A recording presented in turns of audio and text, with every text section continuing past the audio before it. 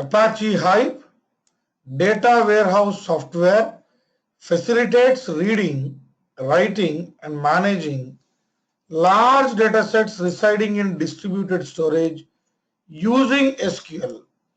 In the very before session, we have discussed the same thing, but using pig. I mean pig in the sense because pig being a platform, internally it has got a pig Latin language and the execution environment to run these scripts written using your pig Latin. Now,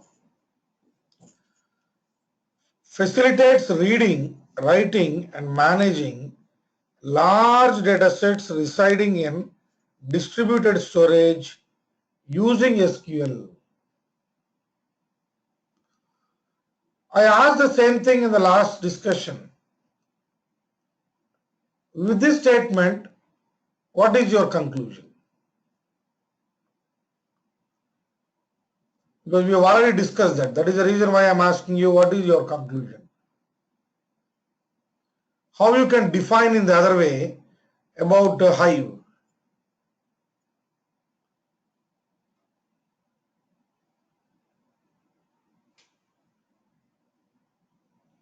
How you can define Hive in the other way?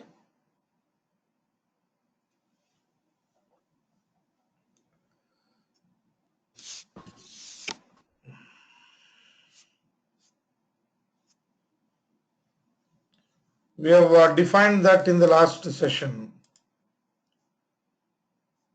I think you remember and recollect.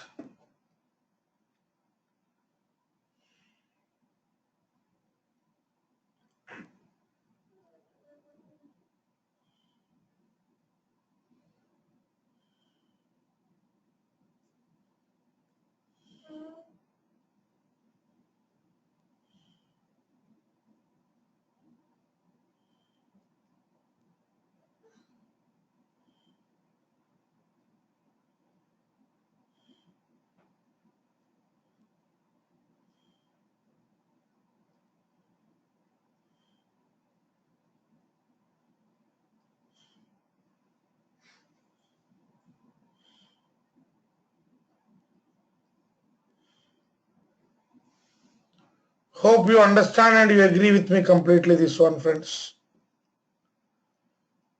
If you are not able to come to this conclusion, then you should understand that you are lagging somewhere. You need to come to this conclusion. You need to come to this conclusion. SQL level of abstraction on the top of MapReduce. Because we have already learned for reading, writing and managing large, that is important here. So large in the sense big data context only. And that to be residing in distributed storage. I mean your HDFS. I need not tell you anything that is anything that is stored inside your HDFS is definitely large or huge in size. Is definitely large or huge in size. And in order to process, reading, writing and managing means processing only. In order to process, you definitely need to make use of your parallelism. And that is possible only through your MapReduce. So here it is been mentioned, structure can be projected onto data already in storage, which means the data that you have already inside your HDFS, if you see that one, this is the data that you have inside your HDFS. Now on that data itself, we are going to project the structure. So with that, what can be done? So this is what the data you have inside HDFS. And this data, whatever you are having, onto this data itself, I mean, don't think that the entire HDFS, whatever the data set that is required, onto that data, we can project the structure. You know very well what we mean by projecting the structure. By projecting the structure, the same data can be accessed to you using your SQL. That SQL is nothing but your Hive query language called as HiveQL, which is almost similar to your SQL, almost similar to your SQL. So using this, you are able to query the data. What you are querying? You are querying the data present in your HDFS only. But through what? Through the structure projected onto this data. See, that is the reason why writing these kind of statements very tough, because this is a conclusion. Giving this kind of conclusion is not a small thing. That is the reason why every time, whenever I am starting a new component, I am making you to understand this one, and we are progressing in the course. At the end, again you need to come back. That is your responsibility. You need to come back to the same statement from where we have started and read this one. Try to get the imagination. If your imagination is not being intensified, or if you don't get clear imagination, then we should understand somewhere during our learning we are still lagging, which we need to upgrade. So till you get a clarity or a clear picture in the mind, when you read this one, you need to practice. That's the benchmark. You should get that clear understanding. And on the top of that understanding, you should actually able to make these kind of statements on your own. SQL level of abstraction on the top of MapReduce. That kind of conclusion you should be able to make. Then only it makes sense, friends. Srinivas, I have a question here. Yeah, please. As I understand here, what you have drawn here, I see SDFS. Then in between, you see that that's a structure. You mean to say? Yes. Yes. Okay. So, are we going to define that structure in terms of some metadata or something? Absolutely. Okay. So the very next point what they are mentioning here, a command line tool and a JDBC driver are provided to connect users to Hive. How you can connect? Because they mentioned Hive is a data warehouse software, they already mentioned. How you can connect to this data warehouse? Using a command line tool or a JDBC driver provided to connect to the Hive. So we see that now here, like how you have, you look at this one. Wow.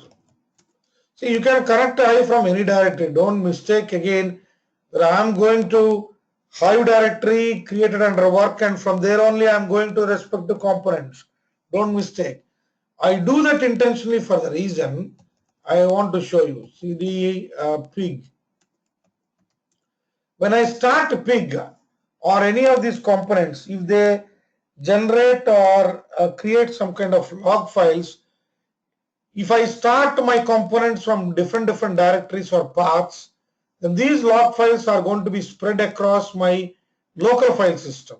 Not to happen, all my corresponding, I mean the byproducts of any of these components during the execution and all, I want to confine it to the respective directories. That's the reason why I do that. It's not that I know you must go to a Hive directory, then only we need to start. No, You can start Hive from anywhere. But when this has been started, if you get any log file or any kind of temporary files been created, I don't want those things to be created across your file system. That is the reason why I start these components from the respective directories. You can see that here something is happening. MapReduce dot table MapReduce util is not present, continuing without it, whatever it is. Hive CLI is deprecated and a migration to Beeline is recommended. I'll talk about Beeline, don't worry. So this is what you have, exactly like your MySQL-u root -p.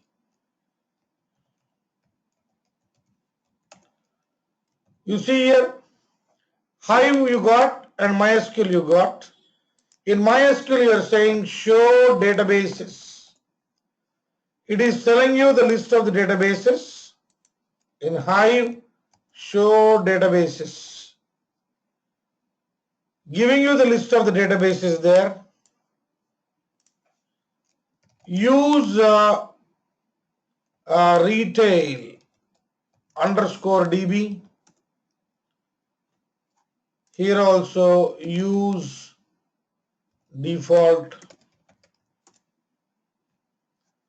Here I am saying show tables. Here also I am saying show tables.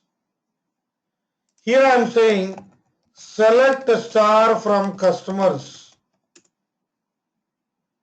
I got this output 12435, 12,435 records you got. Select a star from customers. Here also we have a customers table. So you are getting that one. You got the data here. Select star from customers. I am saying here describe customers. And here also I am saying customers. ID, name, email, preferences, address, orders. Customer ID, F name, L name, email, password, street, city, state, zip code is what the fields that we have inside the customers table. And these are the fields we have inside the customers table present inside your Hive. So with this, what is your understanding, friends? Whatever we did now, what is your understanding?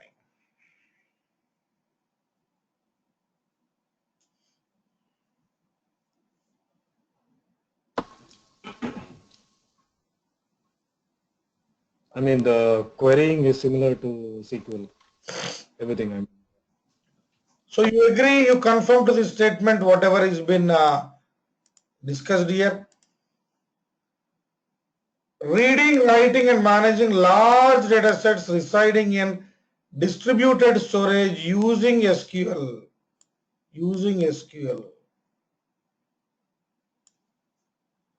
Structure can be projected onto the data already stored in the storage, and a command line tool JDBC driver provided to connect users to Hive. So I think you got some understanding. I don't say, oh, you have understood everything. If you have understood everything, we can go to the next component. We need not look into Hive at all.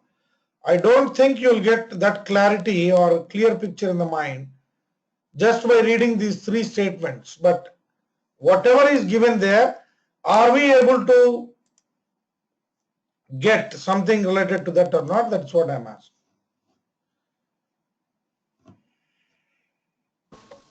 Srinivas, I have a question here. Please. Like I'm assuming, like let's say the data that we have either in, like of course in SDFS that we're trying to query it using Hive.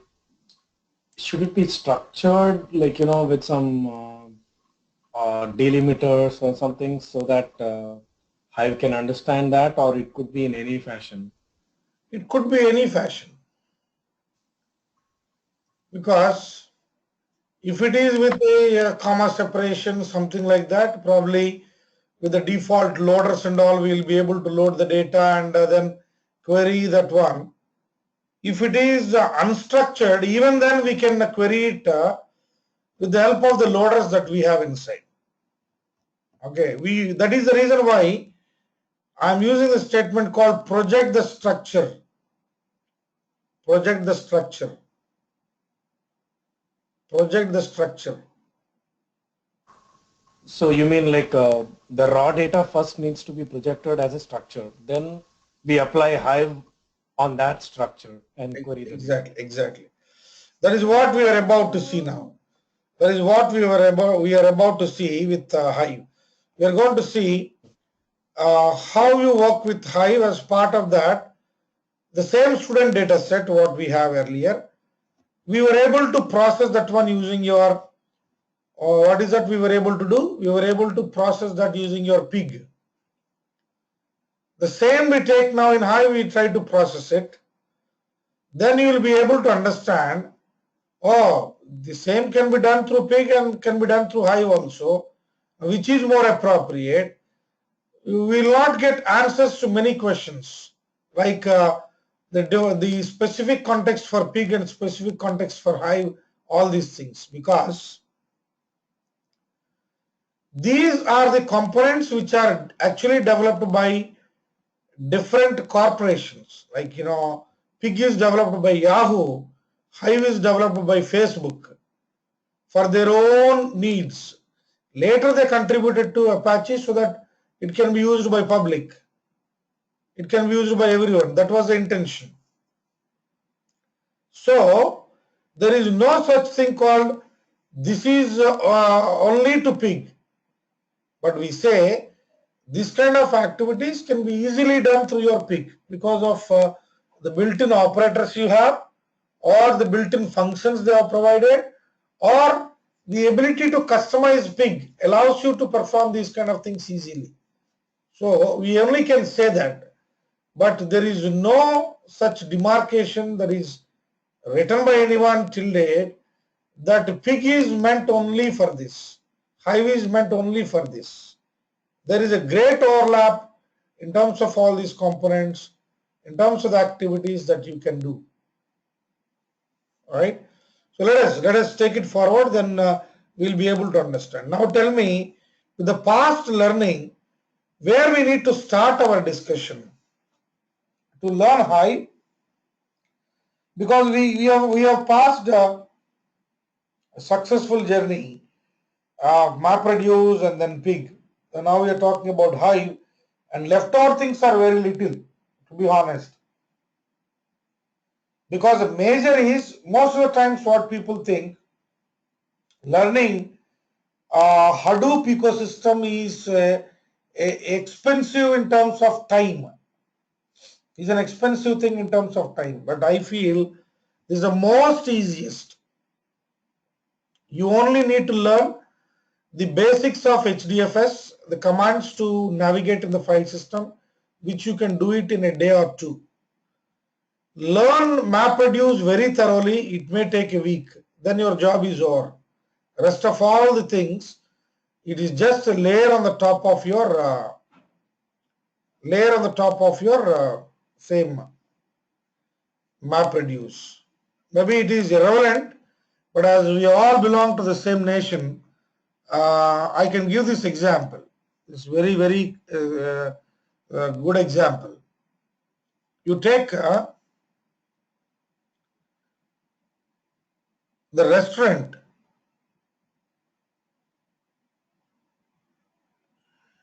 I make a good tasty biryani rice, and So individually all the respect to. That is what usually happens. If you're talking about dum biryani, that is a different story. This what, oh, that was my question, Srinivas. yeah, It's dum yeah, biryani, that's my favorite. Yeah. that is what I was able to guess. So anything. Now I come and order. Now I come and order chicken biryani. Then I bring this packet and give it. Someone else may come and order. Then I bring this and I bring this and deliver it. So you look closely here. Ultimately it is the same rice, but the flavor is getting changed because of adding these things. So this is what your MapReduce is. In all the things, the ingredient is the same. Because of what you are adding, the flavor is getting changed. That is what most restaurants they do.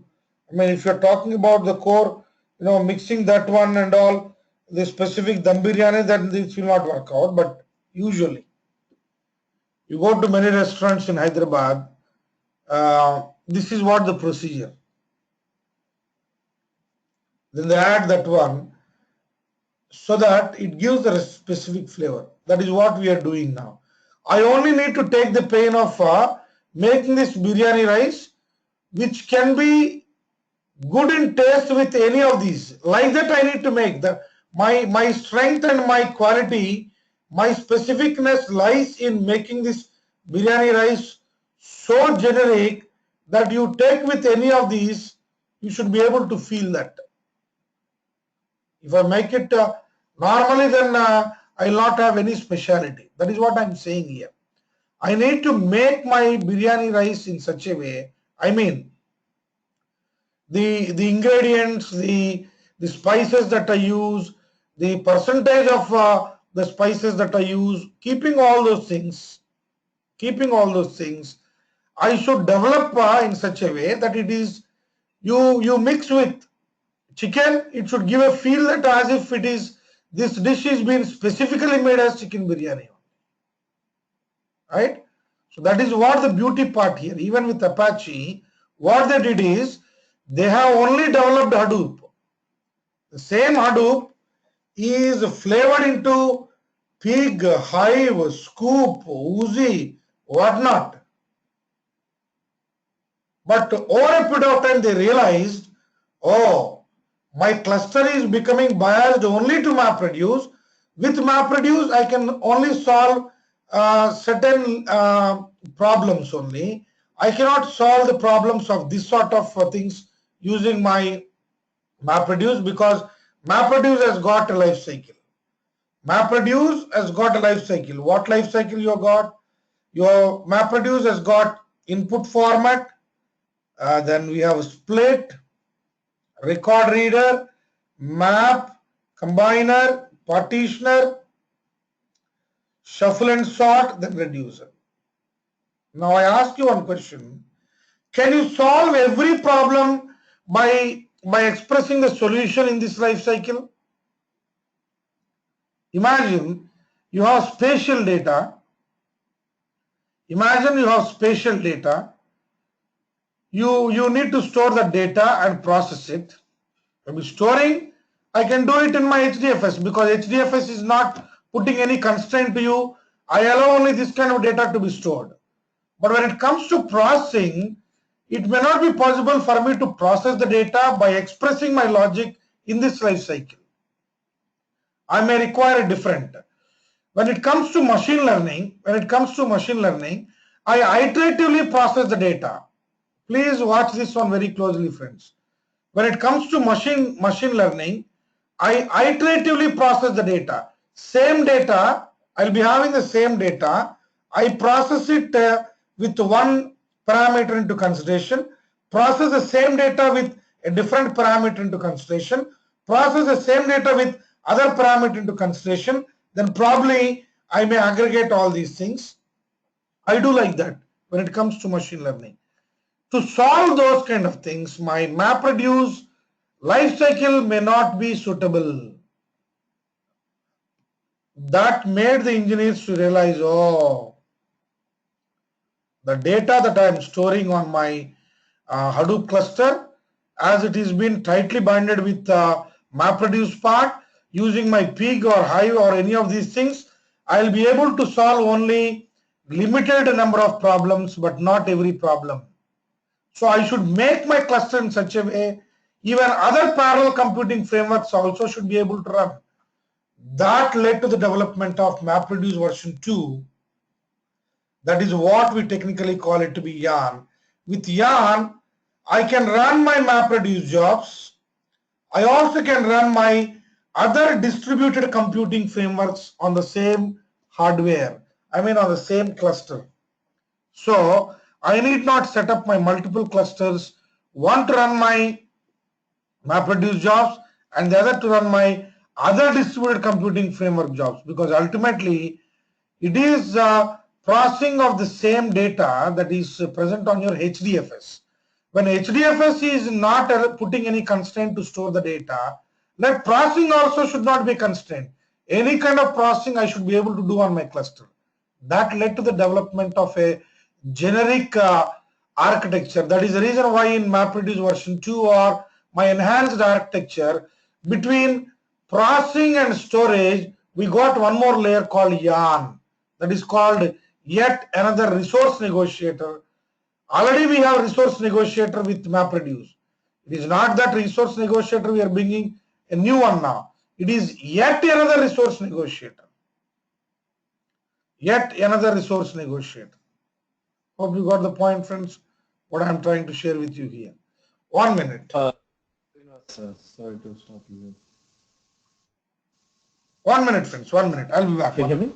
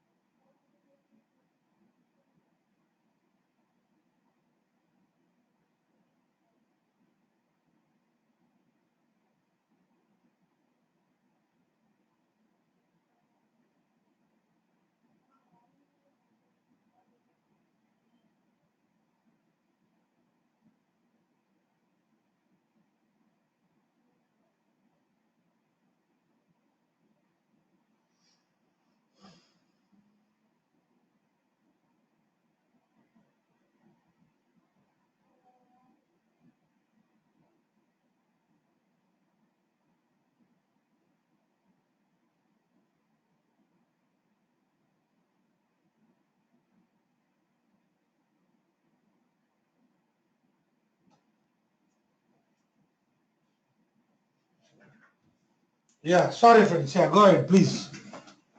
Yeah, Srinivas, can you repeat that concept of yarn? You said like it No, works no, we between have a processing. discussion on that. We have a separate session on that one. Oh, sure. Part of our course we have yarn, but why I'm saying you may be misleading, getting misleaded towards working with pig.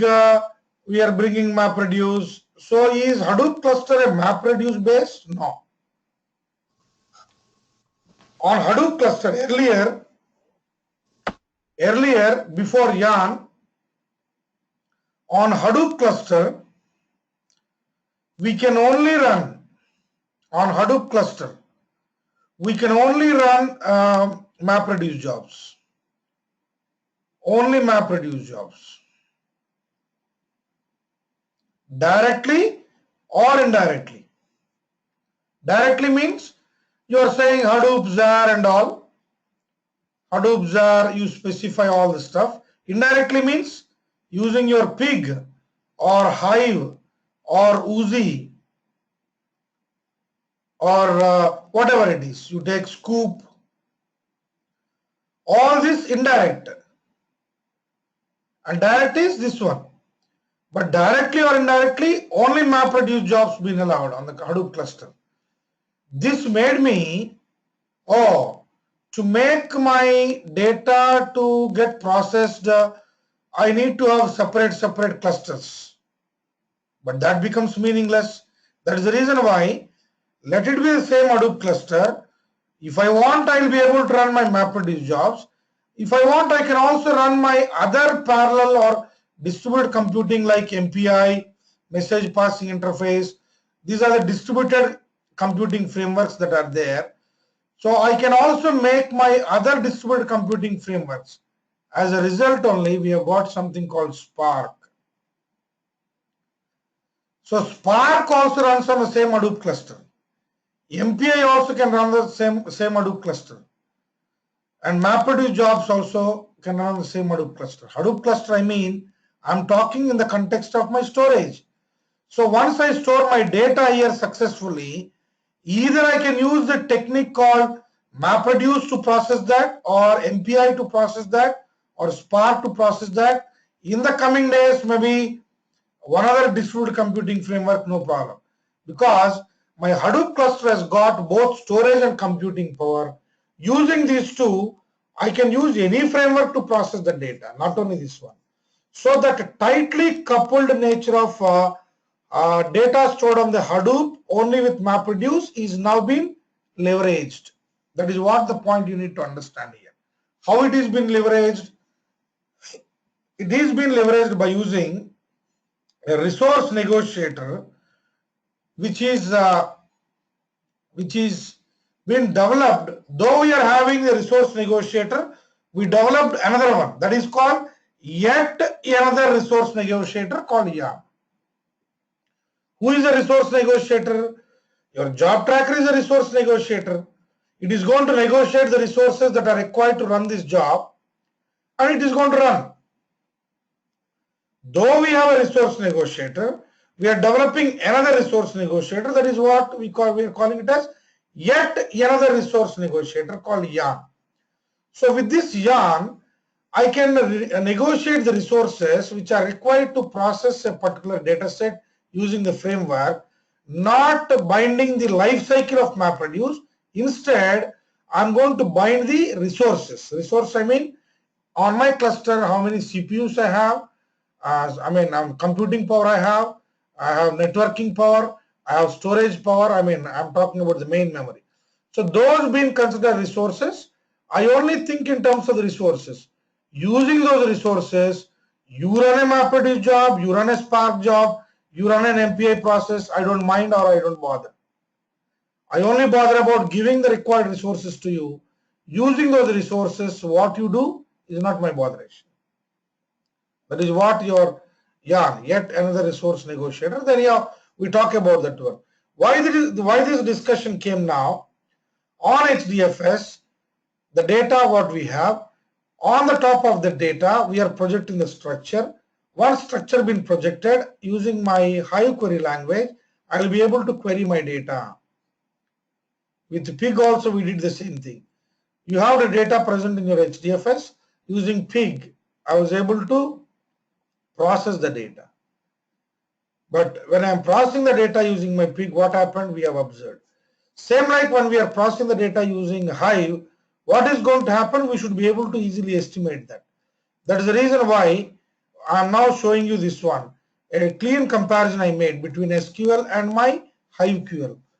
It looks almost the same, but I am asking you the question, with your past learning process and steps, tell me where we need to start our Hive now. That is what I'm asking you.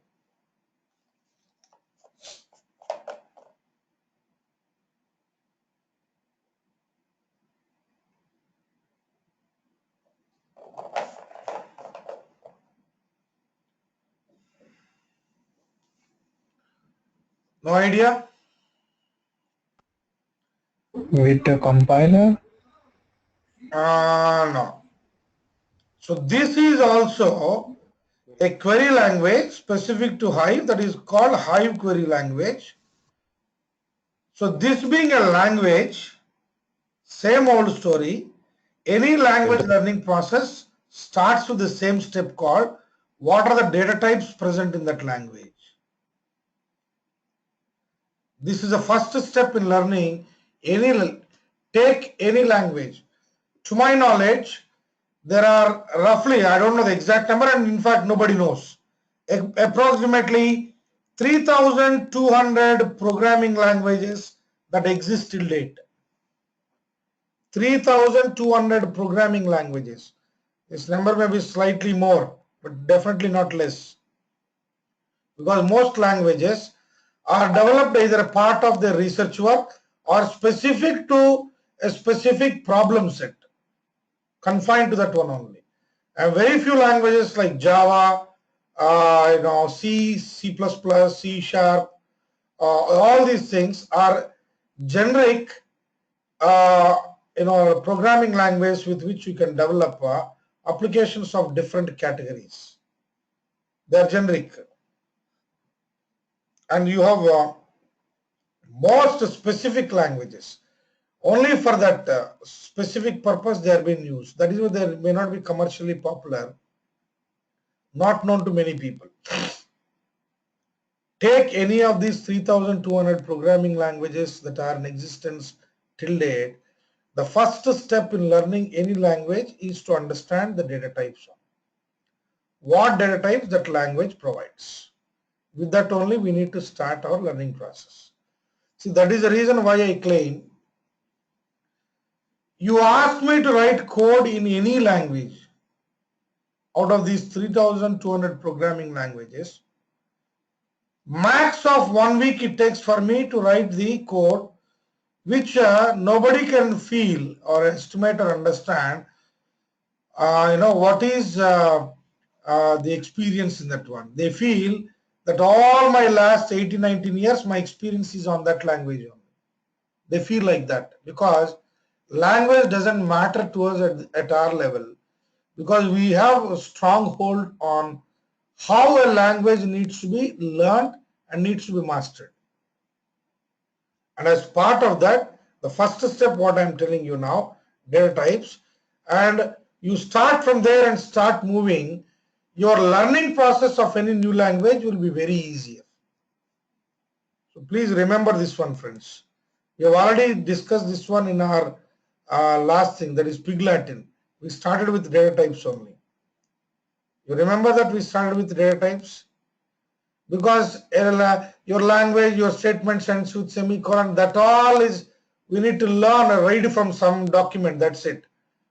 The first and the foremost thing that needs to be identified is what data type this language is providing me. Based on that only, I'll start getting the other stuff. I mean, list of operators or categories of operators, all those things comes one after the other. So where our discussion starts now, friends? Starts with the same thing. What data types we have as part of your yes. Let me take you there. Running IUCL and all this stuff.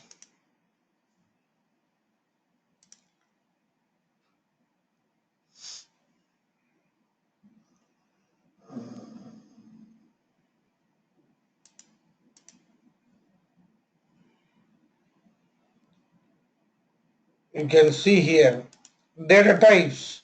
I hope you are able to see this one clearly. Language manual. Which language manual? Your Hive language manual. Again here you have your data types are being whatever you are seeing here. You have numeric types. Under numeric types, you have tiny int, small int, big int, float, double, and date time types, you have timestamp, date, interval. But if you see closely, the changes that are happening in Hive, tremendous. You can see very next to that one, only available starting with Hive 0.8. Date, only available starting with Hive 0.12. Your interval, only available with Hive 1.2. Are you looking at this one, friends? So how much transformation your Hive is undergoing time to time, because the core intention of Hive, originally they might have developed Hive for a specific purpose and later on contributed to Apache. Apache started growing it, but now their intention is to make your Hive very close, almost the same like your RDBMS. Almost the same like your RDBMS. But so that is where the overlapping is happening now. That is what I'm seeing. You have your traditional RDBMS and you have your Hadoop infrastructure. So this is best suitable for write once, read many times, and this is suitable for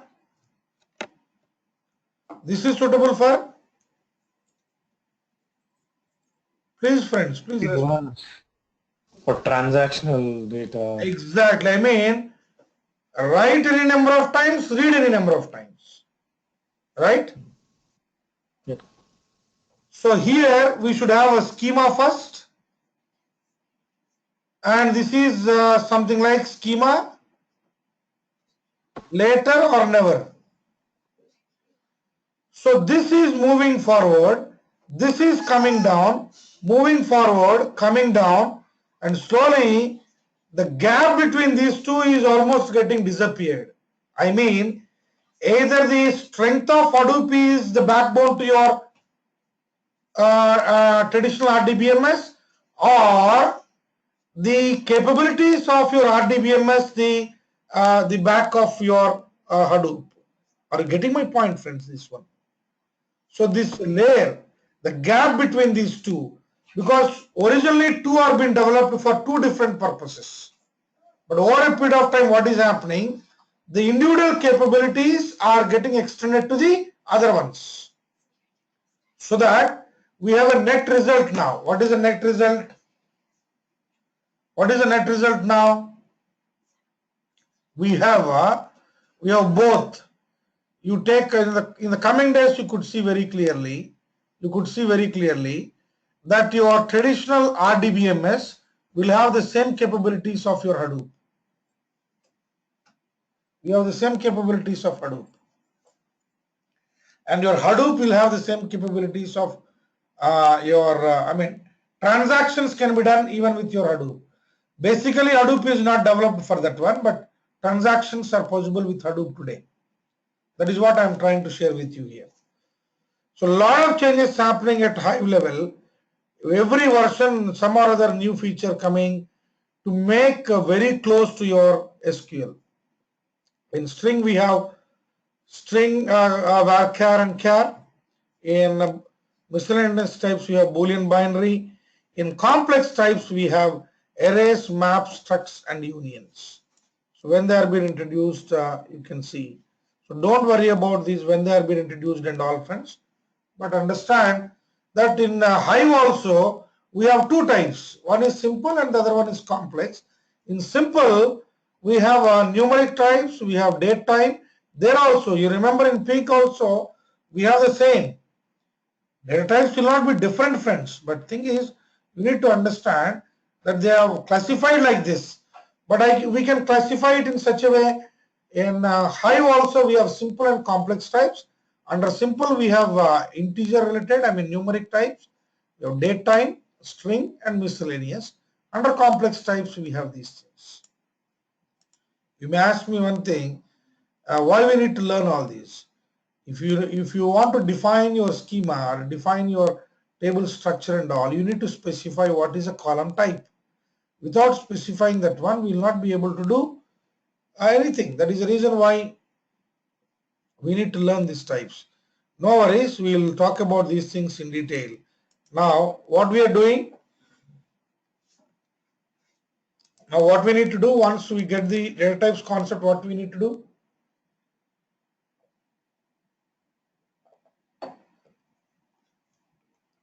What do we do with these data types? What do we do with these conditional statements? Yeah, we are going to, once we have the understanding of data types, then we need to perform your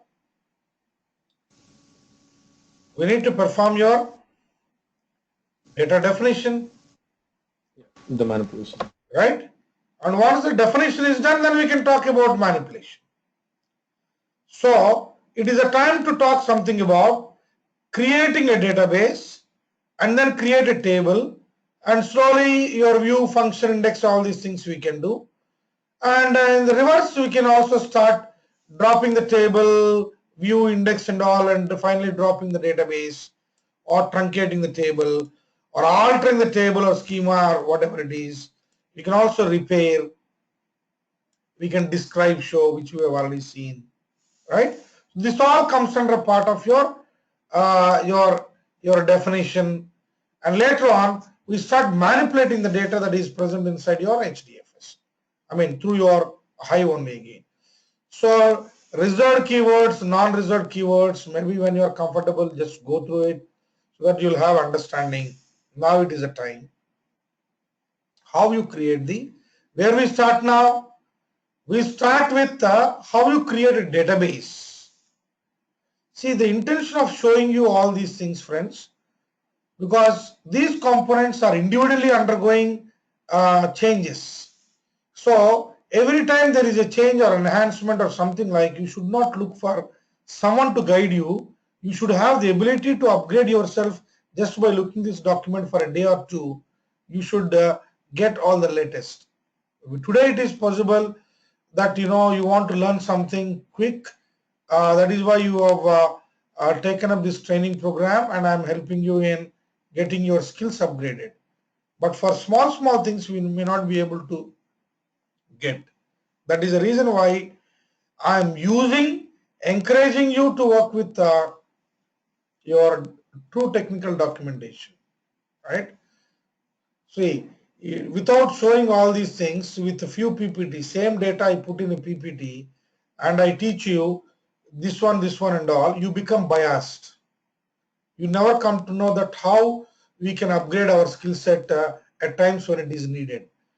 I know definitely this will be a bit tough for you to digest at this stage, and you know very well good things are always hard to digest. We need to digest this one, and don't get tensed up. Oh, how many documents I need to read? Maybe when you look at the initial stage, it may look like a monster.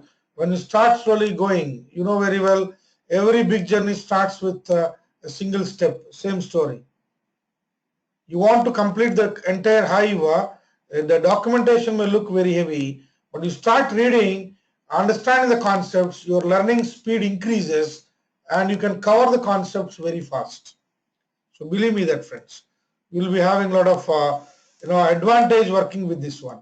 Now, how you can make up your, even in the coming days, you may get new components from Apache. You should be able to work on your own. You see here, create. I have a question, Srinivas. Yeah, please, don't hesitate. Yes. I was asking, when we are doing, going ahead with the Hive, Pig, and other MapReduce stuff in Cloudera, Yeah. how different is that when you're working with Hortonworks?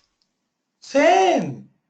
It's the exact same concept? No, not even 1% difference.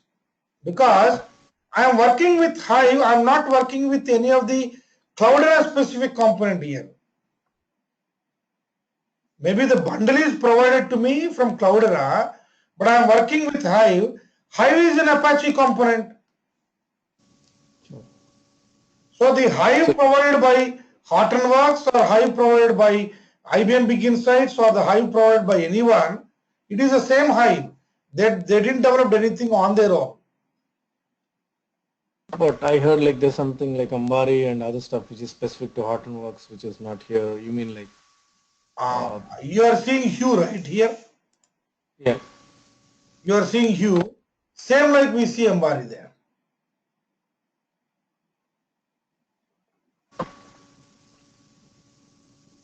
See, I don't know whether you got that feel or not. Till now, we are not talking anything about from day one till date, except starting the Cloudera bundle. We are not talking anything specific to Cloudera. We are only talking about Apache Hadoop, Apache Pig, Apache Hive, Apache Scoop, Apache Uzi. Let you work with Hortonworks, IBM Big Insights, Mapper, any bundle across, because all are essentially using the same Apache components, but not their own components. Yes, they are using the specific components only to bundle all these things and give you the access to these components with a UI kind of feel. This one you see here, you are working with this one, right? Pig. I can also work with Pig from here. I can also work with Pig from here. I can create a script here, save it, run it, everything I do it here. I don't need my terminal, nothing. I want to work with Hive, I can do it here. I need not go to the terminal and all. I am not intentionally dealing these things. I am working only with the terminal because let you work with anything in the coming days. Whatever we are writing here from the terminal, same if you are interested, you can also write as part of this UI. Only the UI is different here, but the learning aspect and all remains the same. No much different. Sure. I got it. Is it like we are working on Java and we're using Eclipse or IBM RAD? Is that the way we can compare? Like, it doesn't matter. Fantastic. You are given a very, very appropriate and relevant example. It is Java important here, not Eclipse or IntelliJ IDE or NetBeans or some other, right? I got it. Same like here, absolutely. Sure. Yep. So I got it. that is the reason why, I don't know whether you noticed this or not, from day one till date, I am only using Apache components. I am not using anything from Cloudera because Cloudera is just a bundle. We are using that bundle as it is been widely used, we are using it. But you work with anything. See, I say this one, once you know how to drive a four-wheeler, maybe initial 1-2 days you find it difficult when you move to a new car, but ultimately, once you know four-wheeler driving, you can drive any four-wheeler practically. But with an initial 1-2 days pain, understanding all the the system inside and how you use the options and the mechanism adjustments and all, that only will be. Other things, controlling your vehicle on the road remains almost the same like here. Sure. Thanks, Srinivas. Yeah. So here you see, I am creating a database now. How I am creating? Create database. I need not work with if not, exist and all, but this is a professional way because we are making sure if the database does not exist, then only I want to create. If it exists, it actually throws an exception. I don't want that exception also to be thrown. That is the reason why I am saying if not exists. It's a good practice. Hope you are following with me what I am sharing with you here. I'm going to specify create database if not exists, that is techiebees is what the database that I am creating here, and I say observe, comment. This is my practice database. Location I need not specify. Why I need not specify? I'll show you. I'll show you practical.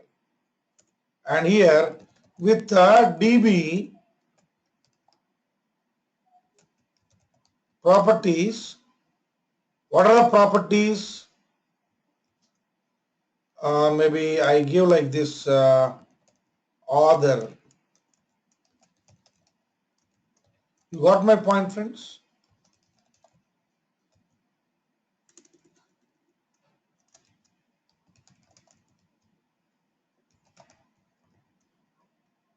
Are you getting my point? What do I mean by properties? Yeah.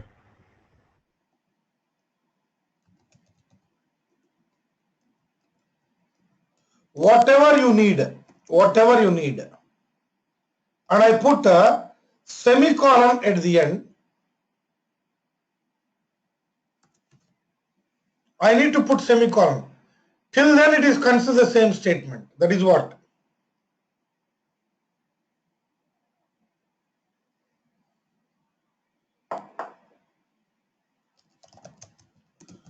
Show databases. Earlier you have only one, but now you got two. Show databases. Now I say use keys. Show tables. No table as of now. What is the immediate goal to me?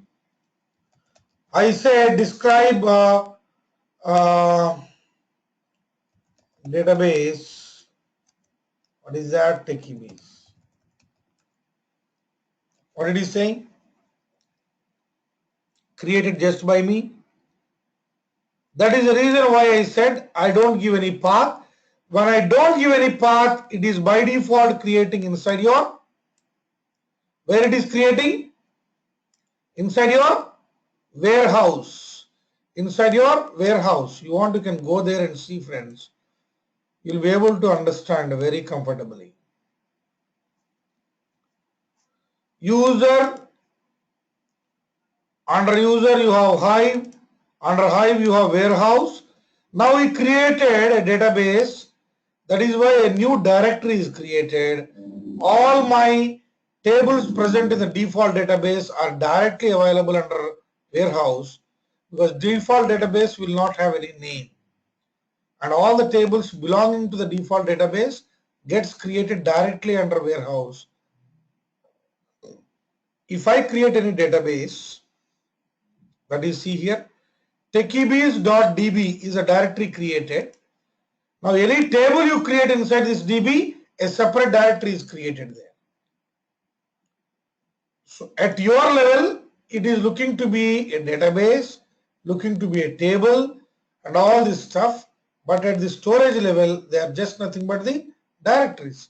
This makes you to clearly understand, even when you work with your traditional RDBMS, superficially it may look like a table, two-dimensional storage and all, but ultimately how your data gets stored in the very grassroots level, bits and bytes, and on the top of bits and bytes, files only. There is no other way that you store the data. But how well you manipulate these files to quickly access your data is the story. How well you manipulate this data so that your data can be quickly accessed is what the entire game here. So hope you got this one now. What is the next step? What is the next step to us?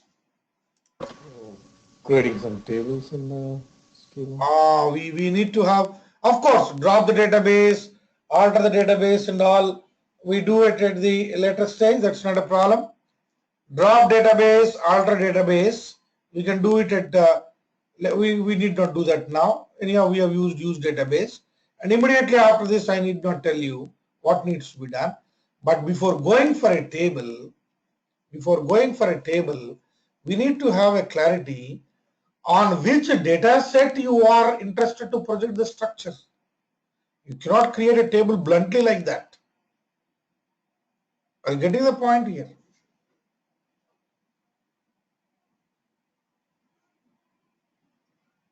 Are you getting my point, friends, here? Yes, Srinivas. Because I cannot create a table just like that, right? See, that is where the difference comes.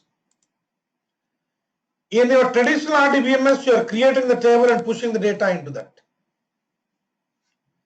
Now here, you have already data present. On the top of that, we need to. So what needs to be studied first now? What needs to be studied first now? The way the data is present with the attributes Yes, in that. how the data is available to you, and based on that only we need to create the structure. That is why we need to discuss, before we talk about these things, we need to discuss certain Hive concepts. Certain Hive concepts. What are those? Schema on read and a schema on write. Schema on read.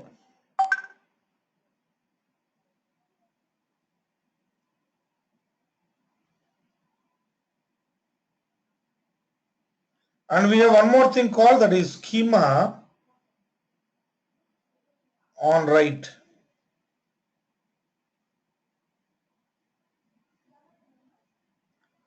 What do you mean by this schema on write?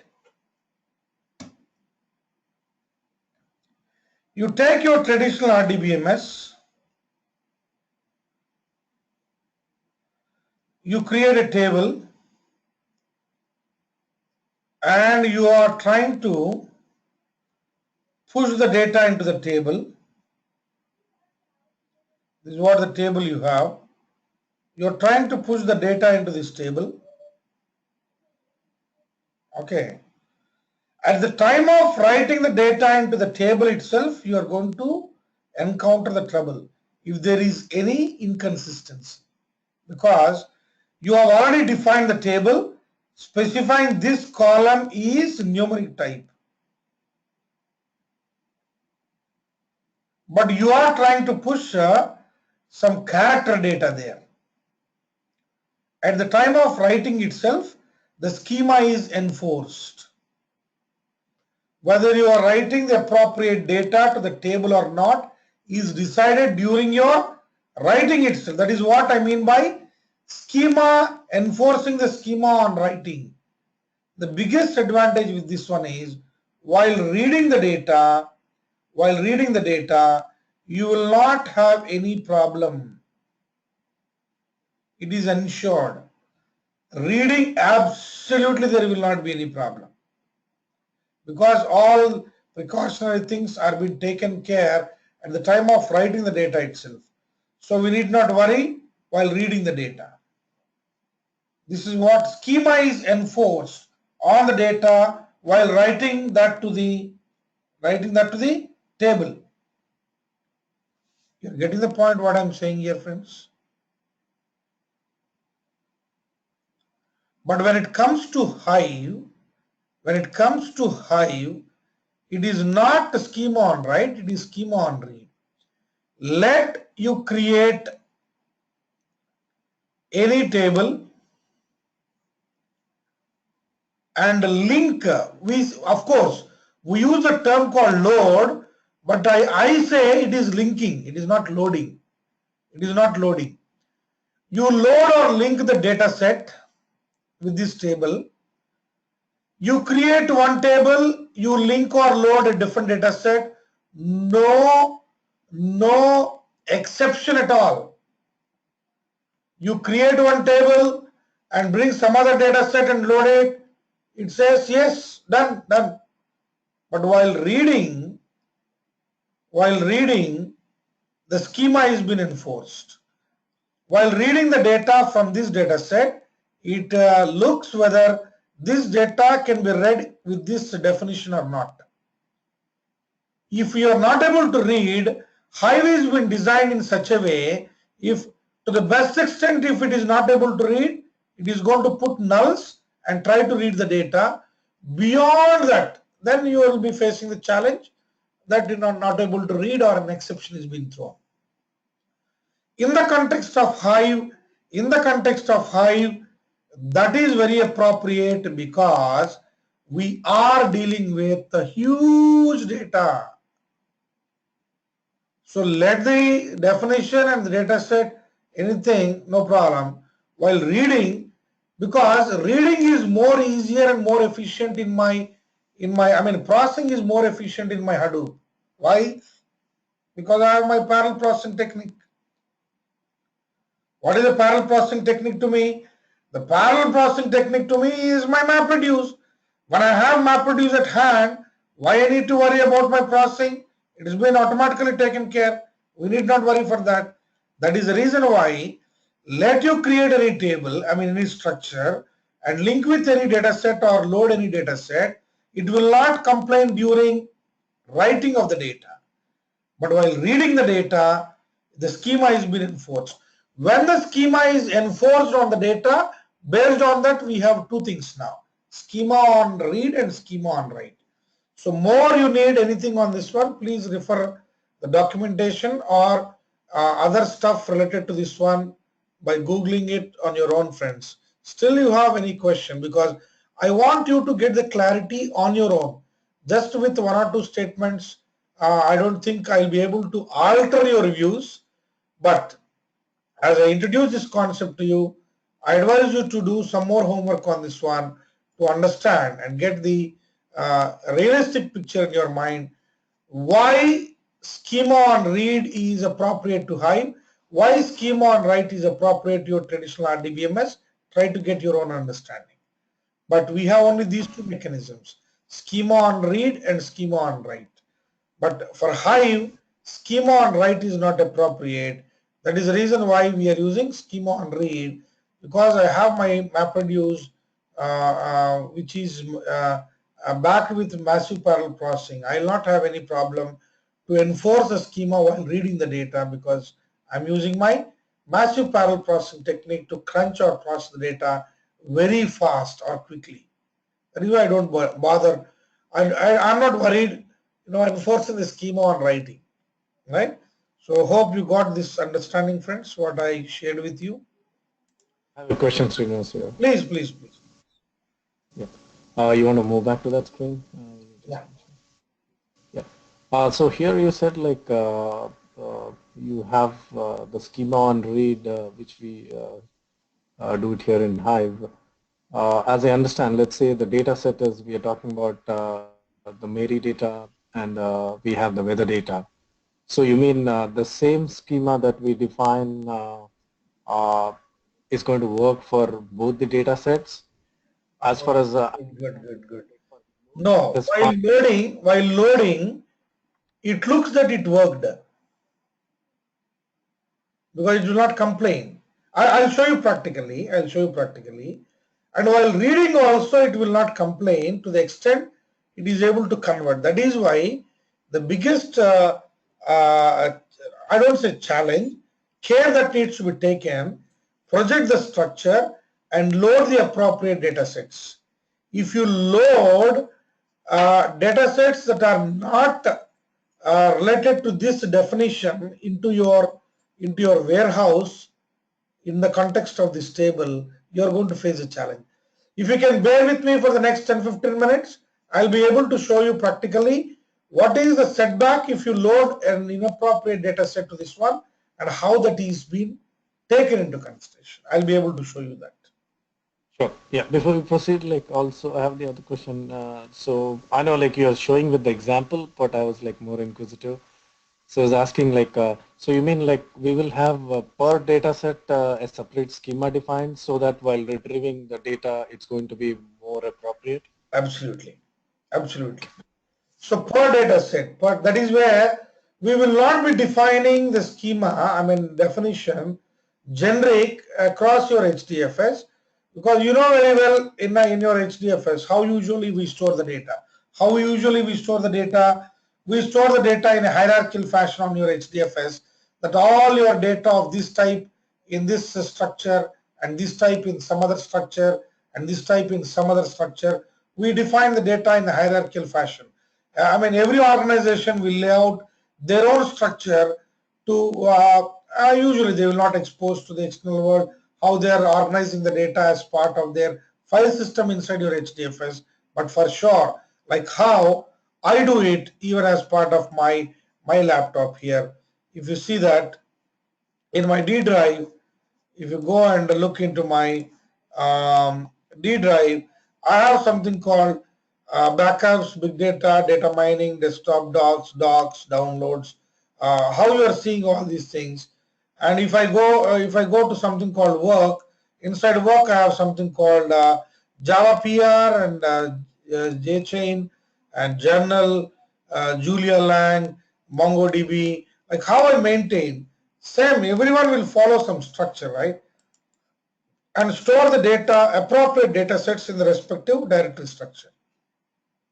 When I am creating a definition, I take some specific data set into consideration. Data set doesn't mean only one. There may be hundreds of same data sets in the same file system. I mean, in the same directory structure. Let I define based on one data set of that particular directory or 10, it is the same, right? Because all data sets are the same, maybe date wise or volume wise or a stamp, date stamp wise or time stamp wise, whatever. Based on that, you may get different data sets, but all are the same. Internally, they may have different data, but their structure is going to be same.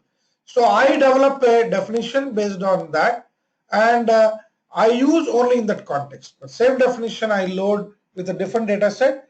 It is going to happen, but while querying the data, you will have the challenge. What is the challenge while querying the data? We see practically. Okay. Yeah, sure. Thanks. So here,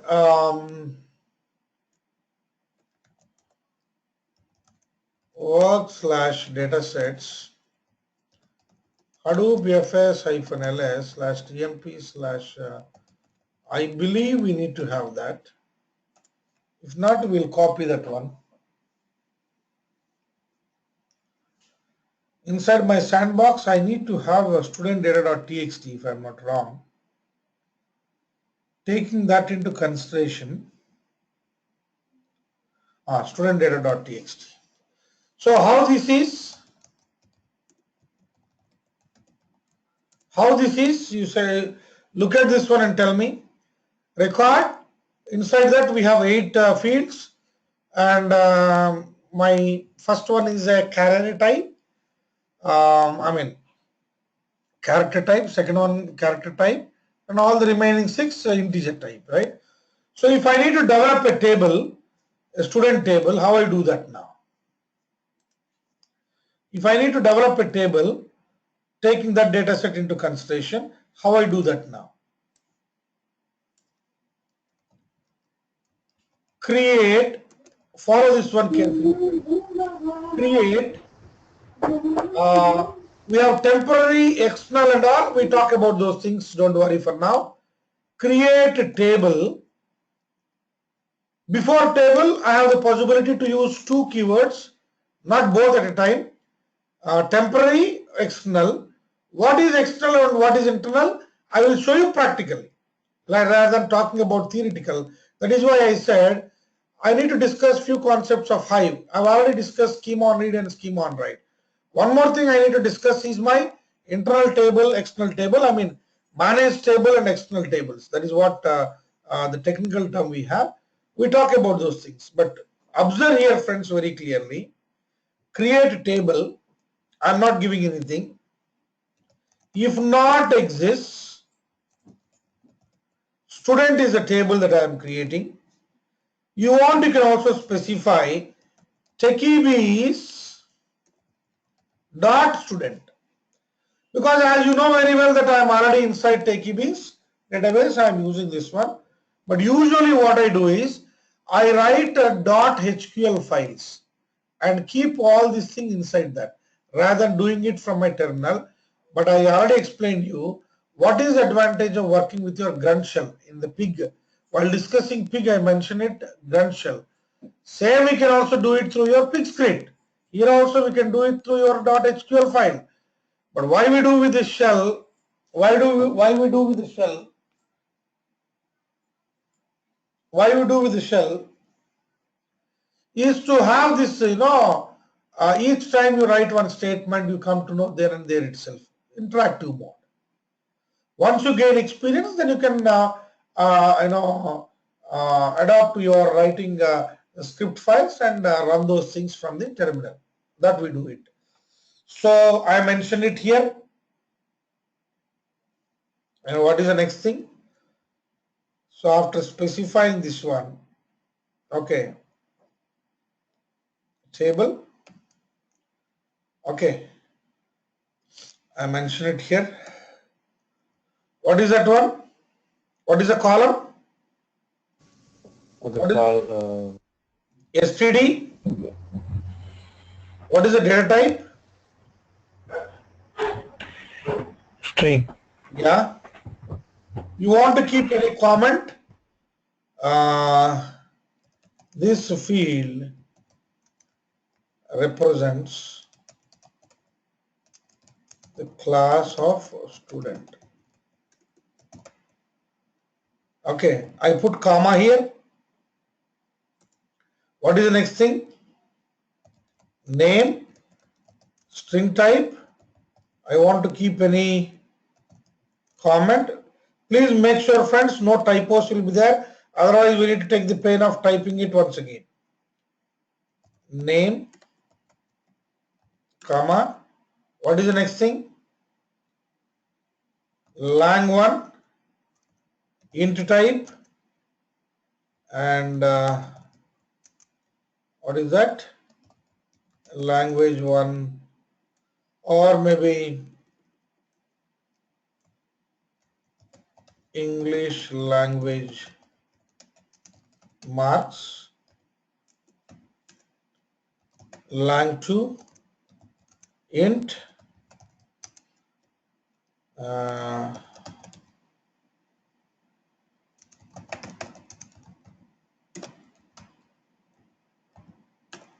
lang3. Please observe this one, friends, what we are doing.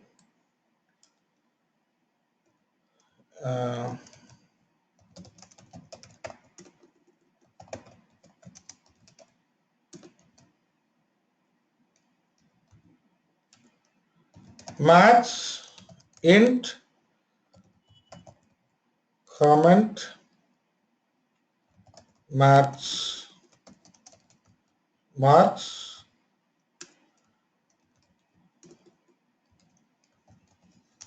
int,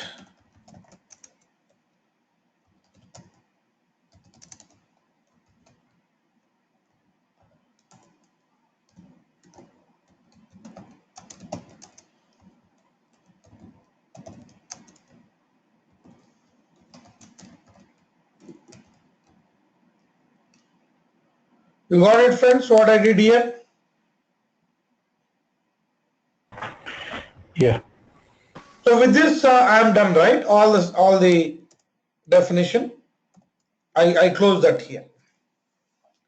But I am not closing it. Observe here. I am not closing it here. Row format delimited. What I mean by that? Your row is delimited. With what? New line. That is why row format delimited. Make sense, friends? Mm-hmm. so, but we are not going to mention what we are delimiting it with, students. We are doing that one now. Fields terminated by. Fields terminated by. Row format is delimited with, if you feel there is other character other than new line, then you can specify that. Fields terminated by. You getting the point? Row format delimited, fields terminated by. I hope you are getting this thing. Any query you have here, friends? I have a question here, Srinivas. Please. Yeah. What if our data is like sometimes, let's say, like for few of the fields it's empty, like let's say instead of 8 fields, we have like 6 fields in No form. problem, they will 5. be replaced with nulls and all because you will be having comma, comma. No data in between, but comma, comma will be there. No data in between. That is going to be empty. Sure. Right? Now, yeah. Yeah. Any question? Yeah, I have it. So there is no constraint. No constraint in the sense, I didn't get. Is there a unique key, primary key? No. That is where I'm saying here when it comes to this one, I mean, slowly they are trying to make it, but when it comes to big data, it will not make sense in terms of primary key and all, because there will be, I'm going to deal with weblogs and all these things where possibility of duplications. Okay, got it. Thank you. That is the reason why we don't do this one, but slowly they are trying to bring even those features into, but as of now we don't have such thing called how you define a primary key. Primary key, a foreign key concept will not be there as a part of Hive as of now. But I'm sure in the coming days we'll also see. See this one now? If any single typo you do it at the terminal, I need to take the pain of typing everything because I am doing it in multi-line here. So got created, show tables. We have a table here, describe table, describe student, giving me very clear information. Describe extended student. See here, it gives more detailed information. It is only telling describe a student. Describe student is giving me only the information about the name of the column, its type, and the comment. That's it. But when I use describe extended, that keyword extended, name of the table, to which database it belongs, who is the owner, create time, last access time, the fields and the type of the fields, and what is the, you get that now. Let's read this one, friends, once. Read this one once. Yeah. Read this one once. I want you to read this. Yeah. Location SDFS, Quick Start Cloudera, User Hive Warehouse, Techiebase. So DB location students. it is giving you, where it is giving you the location, techiebase.db, under that the student, right? Right? So if you go there and see, under your techiebase.db we will have something called, what we'll have? We'll have a student directory, and in that student directory, see that here. You'll have a student directory, but the directory is empty as of now because no data is loaded. No data is loaded. So you see the definition here, input format, output format. So with this, at least you need to understand, friends, why I have taken so much pain to explain you MapReduce, and you don't need to have work experience with MapReduce. Don't feel that, hey, Srinivas, you're making us feel afraid every time you're talking about MapReduce. I'm only asking you, I'm not expecting you to be a great MapReduce programmer, but I am expecting you to be very clear with the MapReduce concepts. Wherever you go across your entire ecosystem, your knowledge, this is where most of the people are failing at the workplace and even during interviews. And that is what the specificness of Techiebase is. Why I deal at that level? Because I know what knowledge is essential to a resource to work at the workplace. Because we live in the same world and we work on the same thing every day. So we know what skill set is needed for a resource to be more productive at the workplace. That is the reason why I'm saying, please go through MapReduce concepts. See here, without your knowledge, Without your knowledge, in the background, as we didn't mention any input format, the default input format it has taken is the text input format.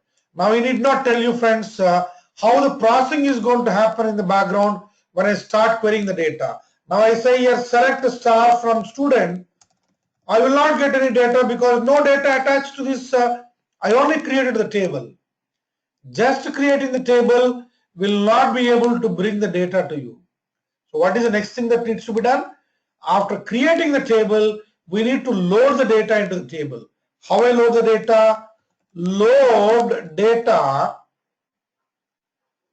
If your data set is present on the local file system, usually that is not the case. Local, I use the keyword only when my data is present on the local file system. But usually my big data, during your testing or development, that is fine. But in the production, we will never have data in the local file system. Data will always be present on HDFS only. But they have provided both the options, load data in path, okay, /tmp/sandbox/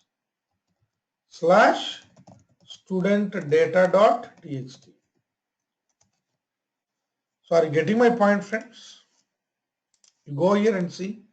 After the creation is been done, creation, fine. We talk about manage table and all those things in detail. Don't worry for that. Row format, delimited and all that stuff, we'll talk. Don't worry, those aspects. Let me take you to the aspect of yes. Load data. I use local if my data set is present on my local file system. Otherwise, load data in path. I need to specify the path into table name. If I use override, my existing data will be overridden. But I don't have any data as of now. I say here in path, what is that? This one /tmp/sandbox/student.txt into table, what is that? Because I am in the same. Otherwise, I may be using techiebs.student. Getting my point, friends? Now see here. It said loaded. Done. It has been done, loaded. Now I say here, select star from student. Got the data? Select star from student where marks greater than 90. Oh, now you are seeing launching job 1 out of 1. Number of reduced task is set to 0 since there is no reduce operator. Why there is no reduce operator? Why there is no reduce operator here? Now it is, Because there is no grouping. there is no aggregation. I am only filtering the data. Yeah. There is no aggregation here. When there is no aggregation, there will not be any reduce. This sort of imagination, if you get, friends, you are done. You can crack the interview like anything. When you talk to the interviewer should feel, oh, this guy knows the deeper internals. Let the superficial component be anything. Yes, he'll be able to adopt. That kind of confidence, if you are able to give, you are in. After all, interview is nothing but a process of identifying your ability, not only to test your existing skill set, your ability. That is a measure. I don't know about how people interview, but when I sit a part of the interview panel, I never bother about your existing skills. I only bother about your ability to adopt new things. If you are capable of adapting to new things easily, my job becomes easier. You may be very strong with your existing skill set, very strong, but you have poor ability to adapt. Tomorrow my need changes, I need to search for a different resource. Now see here, what is the data I got? What is the data I got? And this worked as a MapReduce job in the background. Today's we have run only select star from student where max greater than 90 is a query. But what is application type it is showing? What is application it is showing? No issue. Map radius. Yes, that is what you need to understand, friends, very clearly. And if you are able to understand this one, I'll be really happy because I can give more concepts to you. I can give more concepts to you. Deeper internals of how things are happening at each layer. So start imagining at that level, then you'll be able to understand things. Let me start my their instances I have. If I go to the instances and see, I should have my job history server and I should say start. I don't know why this is not getting started.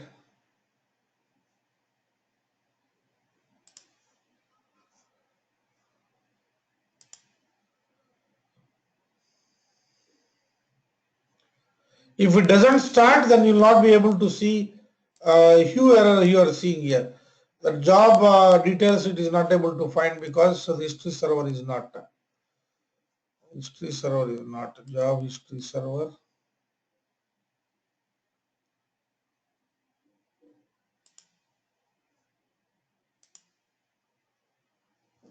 Let me do that. If I'm able to do that, then I'll be able to see the hue giving the details about the job that is being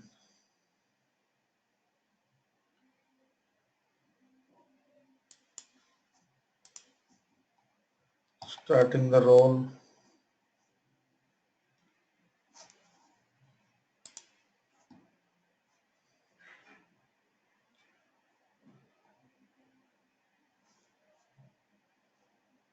Done. So I go over here.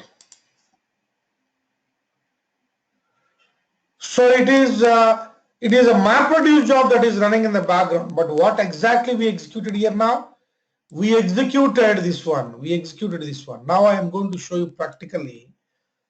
If I take you over there, yes, you can see a task. Only map task being executed. There is no reduce task. The moment you write a query, you should be able to project, oh, for this query, what is the equivalent MapReduce job running in the background? That level of imagination, if you are able to get, think that you are done. Now see here, I want to take you to the file system where your student data.txt is present, friends. Where your student data.txt is present. Please respond, friends. It was there inside my sandbox. You remember? /tmp/sandbox/student.txt. No more it is there here. I'll take you /user/hive/techies.db/student. That file is moved here. The file is as is. No change in the file. Only its location is being moved. Only its location is being moved. Now, if I drop this table, this directory is removed. Obviously, the student data.txt is also removed. Then what happens? Then what happens? The data set called student.txt is permanently gone from HDFS. Such kind of table is what we call it to be managed table. Managed table. This table is completely managed by managed table, managed by warehouse only. Once the table is removed, its traces are been completely removed. But if it is external table, when you remove the table, only its structure or definition is being removed, but the data set associated with that remains as is. Don't worry, friends. We have a deeper discussion on managed table and external table. You also can see here the description part. When you go to that detailed description, this table is a managed table. I didn't use any time while creating my table. I didn't use anything. So if I don't use anything, the default is managed table. If I want to create an external table, I need to specifically mention external. But if I want to have a managed table, don't mention anything. By default, it is going to be managed table. Hope you got the understanding now. Using this table, I can start querying whatever the queries you want to run on this. That is the reason why I say you need to have the basics of SQL to run the queries on this table and understand what queries are possible, what are not possible. You should evaluate on your own. Then you understand the capabilities of Hive and the limitations of Hive. I advise you to do all the possible experiments on this table. One more I would like to do now is observe here, friends. Same this thing. Now I am using, what is that? What is the data set I have? Local. Mary.txt, or what is the Mhm. data set I have? I think it is Mary.txt or Mary. I don't know. Let me see that. It is present on my HDFS only. HDFS only. Let me show you the other way. That is also there. Load data, local. I use local now. In part, where is that data set present? That data set is present in my, let me see, ls Mary star. Oh, it is only Mary. No problem. So slash user, what is that? Slash home slash Cloudera slash work slash datasets slash Mary, right? Now I am not intentionally using overwrite. If I use overwrite, the existing is gone and this is. Now I say it is bluntly said loaded. Bluntly said loaded. Now I say select a star from student. You got it? But interesting, you see here, the entire line came and sit as part of the first column. The remaining 7 columns are nulls. I think someone has asked, I don't know who has asked this point. I don't know. Is this Ram or who has asked this point? While Yeah, I was asking you, there are empty, the structure is different in the each now record. I think you are getting the answer. So how my Mary is line I have. What is my Mary data set? If I look at my Mary data set, you understand here. So this entire thing came and sat as part of my first column. I think you are getting remaining 7 columns nulls. Make sense, friends? Is that Srinivas, because there's no delimiters there Yeah, in yeah, columns yeah. of the. Because I mentioned the delimiter as comma, as there is no delimiter, this entire thing came and sat as part of my first column. Suppose if I Okay, might got have it. kept delimiter here, then till that level it might have came. If some data is not present, again it will put null. I have a question, Srinivas here. Yeah. What if we would have said like the first column in our student table is an integer, Yeah. and we are sending a It tries to convert, it tries to convert into this one. Let me CP, 1 second.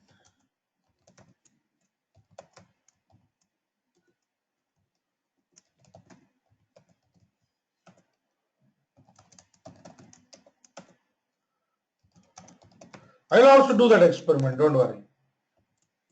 What is that we have here?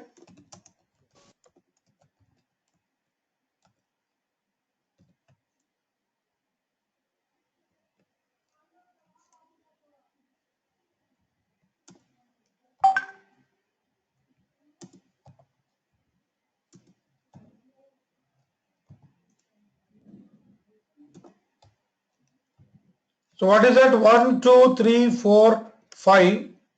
Totally we need to have, right? ABC, yeah, it's like correct XY. seven, I guess. right? So 2, 4, 6, 7, and one more thing also I give, 1, 2, 3. Observe, sure. escape, WQ not, and what is that I do here? The terminal, load data local in path, Mary underscore temp.txt, overwrite into the table, loaded. Yeah. And you go back and see here, in the warehouse here, in the Hive, Hive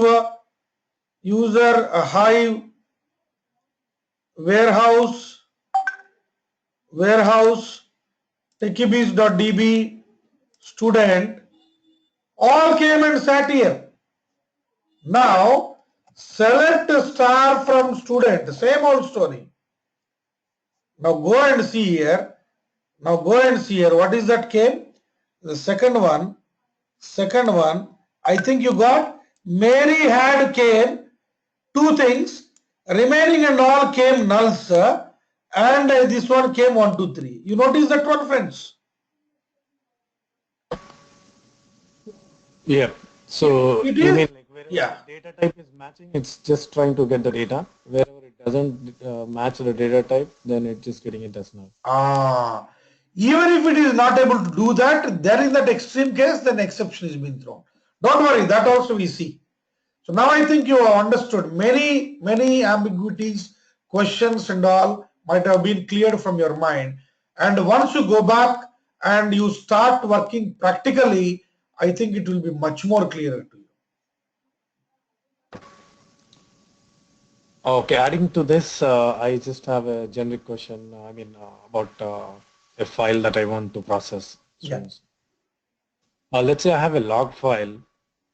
Usually that we have a scenario, we do it like manually, like, we have some, what do you say, the user's log file. So what we need to give is like all successful users data who logged in, all unsuccessful authentication Yeah. data. Yeah. That log file is a bit like, it's not like structured, like, one line says some information, the other line gives the certificate details, the other line gives like, so it is like quite unstructured. So Yeah. how do I apply, my skills of Hadoop to retrieve the data and get the information So like these what many I do is I usually, to handle those kind of situations, I initially process it using my MapReduce or Pig to bring that into some meaningful form, and then I project the structure so that querying becomes easy.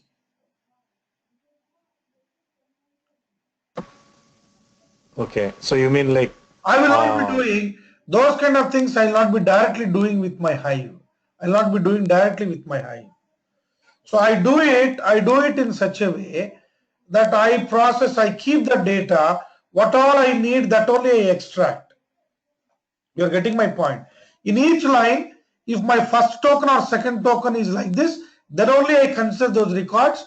These unwanted things, what you are saying now, certificate details and all, those I will discard, and only that data I extract it from the existing data set, keep it somewhere, and on that I project the structure using my Hive, and I can run the query so that I'll be able to clearly find it out, the successful users and the unsuccessful users. I got it for the other part. But in the Hadoop ecosystem, is that part of massaging that data to get the... You got it, point. I really appreciate that now. Now at least I'm confident that you are doing homework. I'm really happy at that. That process is what we call it to be massaging the data massaging. Okay. So So, that is what usually do it using your MapReduce or Pig. I cannot say exactly what is appropriate until unless we see the data set. But most cases, depending on the skill set, I decide whether to go with MapReduce or Pig, depending on the skill set of the resources. so you mean, Srinivas, like making that all unstructured data, meaningful data, and pick up only whatever you need, you're going to do it using MapReduce, or you mean like before you give it to MapReduce, we have to use like Java or whatever skills to uh, uh, retrieve the wanted data and leave the unwanted data. I didn't get that. No. Even if the data be any format, anything, I use, if I'm not able to process it directly, certain times I may need to process PDF files. I may need to process Right. PDF files. I use the PDF, Java PDF libraries to read the data and extract whatever I need. Extract whatever you, okay, that's the point I want to stop you. Yeah, So yeah. you mean like Extract, for my because case, when I use my PDF library in Java, I'll be able to read comfortably my data, and from that I'll be able to extract whatever I need. Same like if it is some machine format, then I'll be having definitely library for that. If not, I develop my own library. Using that, I read the data and I extract whatever I need. so you mean like I can use languages like Perl or something which has more extracting? Absolutely. Python, you Okay. can use Python is the best thing for that. Python or Perl, you can use it and you can do that one initially. But the problem is that we should do it using MapReduce kind of thing so that it will be done in a massive parallel way so that your data extraction, massaging also going to be more meaningful. Oh, that's exactly I was looking at, Srinivas, because I'm not looking at, like I just gave an example like Mary and like my log file is a small one, Yeah. but if you're talking about Because if I a do lot, with Perl or something like I do it linearly, then it may take 10 days or a month to process the entire thing, depending on the volume of the data. You'll not be waiting so long. Then you need to have that is where to use this massive parallelism and get things fast. I want the same logic to be expressed in the MapReduce job and get my data massaged very efficiently and very fast. so you mean like at that point Java would be a choice, or as you said, like if I already have all my I can also write my MapReduce using my Python even. So that way is possible, but I don't have options like using every programming language as of now. Maybe in the coming days we may see the same MapReduce thing can also be expressed in other languages, but as of now, no. We have only Java and Python.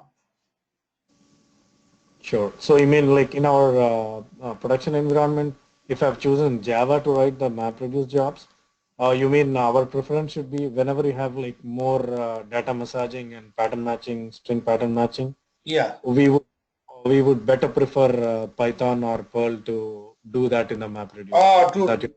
true. That is where we need to decide, and that to be based on the skill set also, based on the skill set of the resources that are working on that. Because only for the sake, I may not be interested to hire a specific resource, right? If some of the existing resources has got the Java skills, then I'll be Correct. happily doing it with my Java part. If not, I'll be going with Python, but not every language because MapReduce as of today can be implemented only in specific languages, but not in every language. Among them is like Java and Python, as you said. Exactly. Sure. Yeah, I got you. Yeah. Thanks for answering that. Thanks. Yeah, wonderful, friends. One second, huh? One second.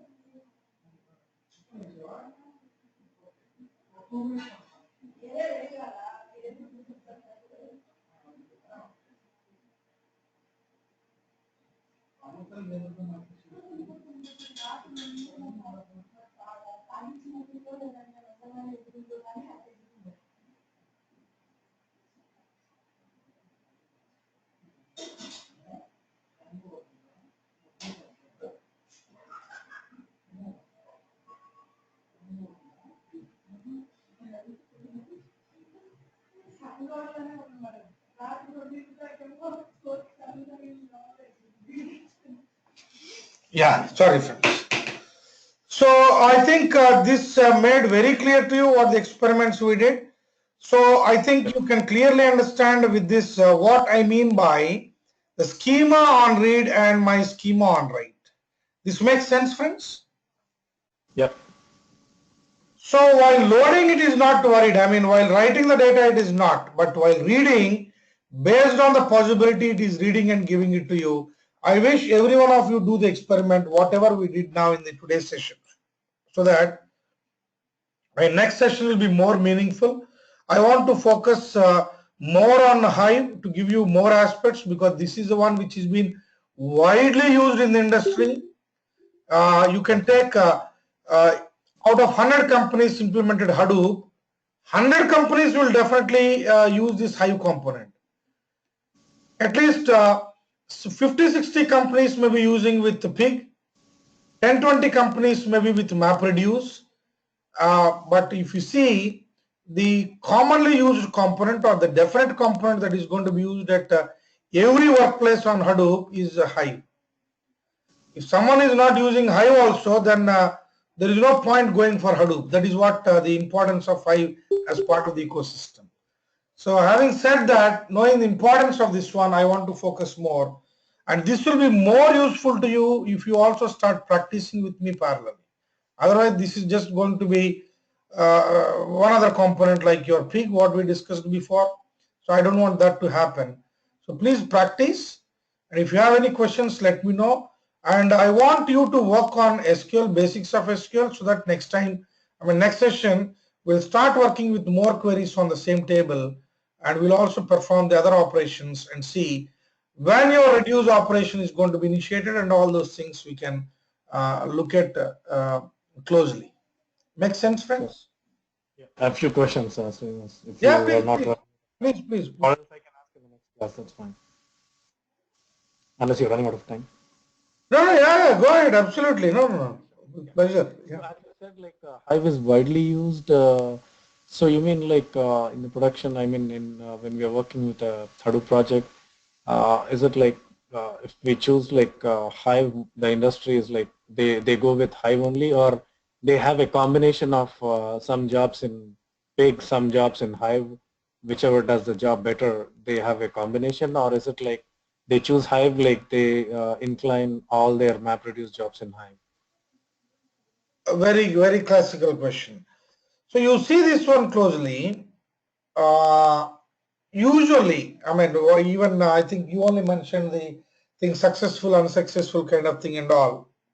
Once the data has been ingested, maybe you can decide during ingestion itself things needs to be filtered out using your Flume kind of thing or some other mechanism, or after ingestion with periodical triggering of the MapReduce job using your Uzi, it is been processed and your output is been dumped into a respective directory.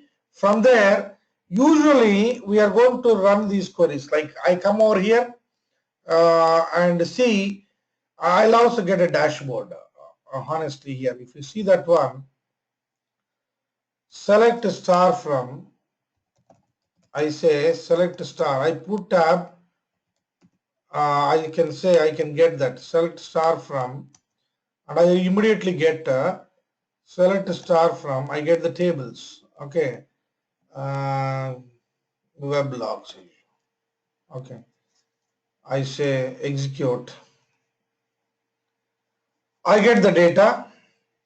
I will be able to quickly. It's not that uh, we use the same thing every time, but I can go over here and see in the chart depending on what you need, because you see that here. Select star from weblogs. I got weblogs version, app, bytes, the city, IP, and all these things, right? I can go to the chart and I can decide what should be a part of my x-axis and what should be a part of my y-axis. And based on that, I can decide country code I kept there. Maybe I can keep,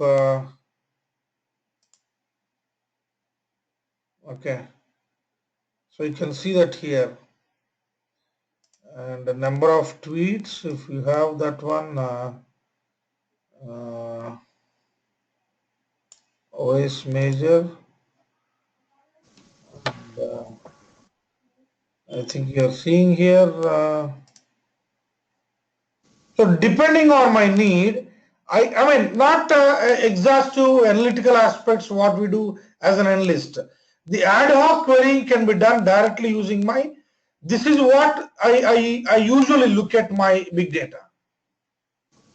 In the background, there may be different things, but different need to most of the companies. I may not be worried about other things. Slowly I'll get in, but this is one definite thing that is needed to every organization to quickly see how my data is and how quickly I'm able to extract the information from that data and see or evaluate. Based on that, I come to many conclusions. So if it is a full-fledged system or full-blown system that is in place with organizations like JP Morgan Chase or big banks or big insurance companies and all, where everything is in place, then you will not have what I'm saying. What you will have there is, you will have the coordinator jobs developed using Uzi, and they are going to be triggered in the off-peak time, maybe early in the hours or maybe late in the night when the cluster is not having that much load. During that time, the jobs are being executed and the respective outputs are being dumped into the folder structures. By the time the analysts are at the workplace, they start using the data and start analyzing it. So you have a series of things going on in the background. A MapReduce job, one more MapReduce job, a pig scrape, then probably the scoop command to export the data. All will happen in a sequence through your Uzi and things happens.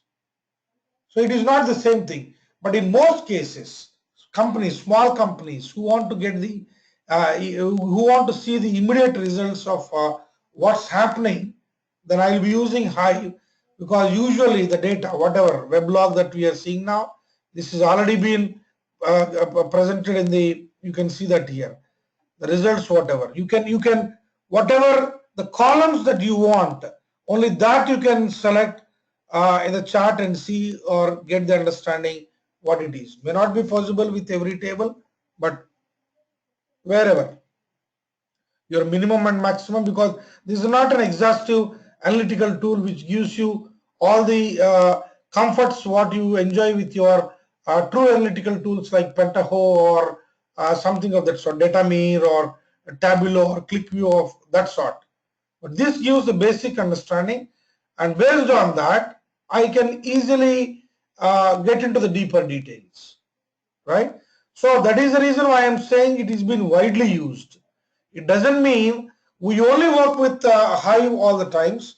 That itself is sufficient. May not be. If my data is very typical data, I cannot directly process it using my Hive.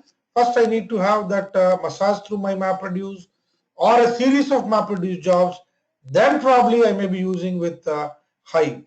So until and unless we have that in place, we have that use case or we have that need, we will not be able to say that we need a only MapReduce or we need MapReduce with pig or we need MapReduce pig and scoop, because my infrastructure is saying that until and unless it has been pushed into your RDBMS, I will not be able to analyze. Then I also need to push the data into my RDBMS using my scoop tool.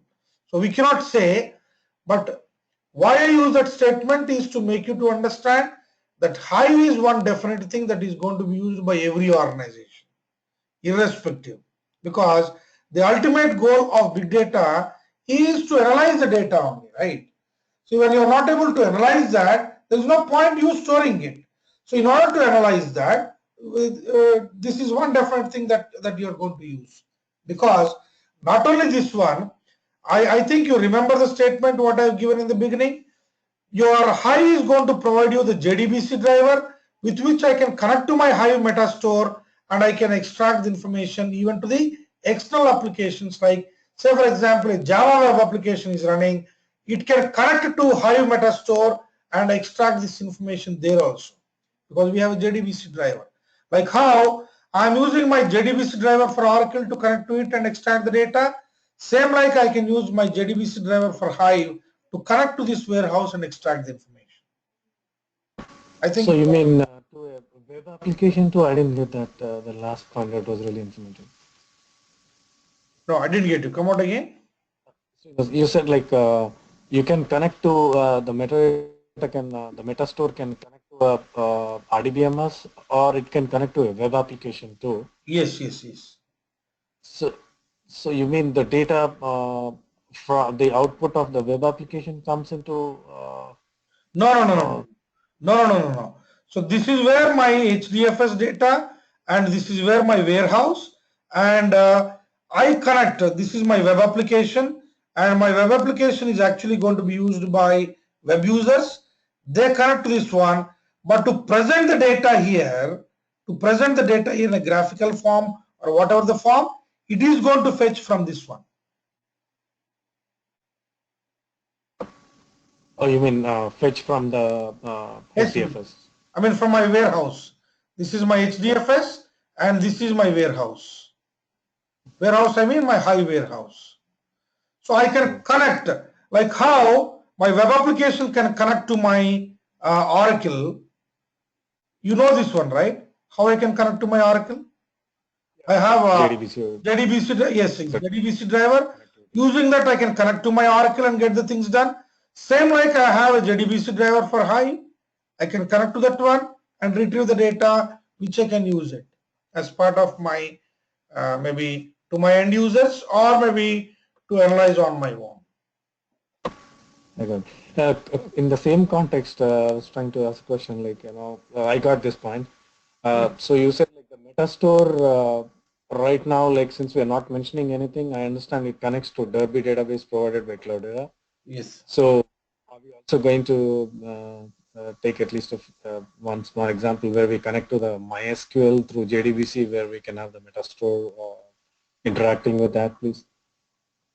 Yeah, sure, sure, sure. So we'll be having that one. In fact, we didn't discuss anything about Metastore, how we do that one, but yes, we can definitely We're already see. planning, but I just wanted to, yeah.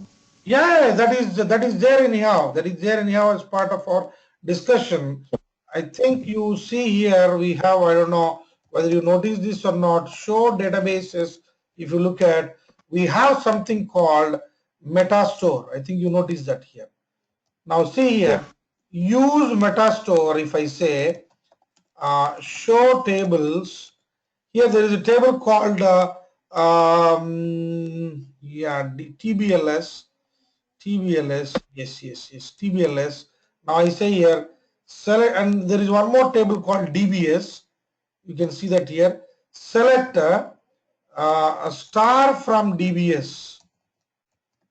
You see what is been created by me. What is created by me now? TechieBees DB, right?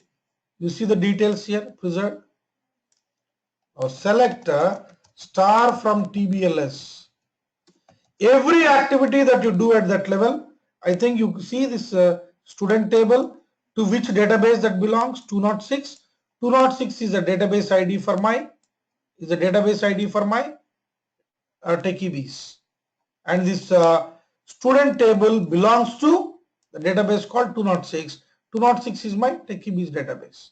I think you understand every activity that you perform at your Hive level is being, Hive is actually not storing the data.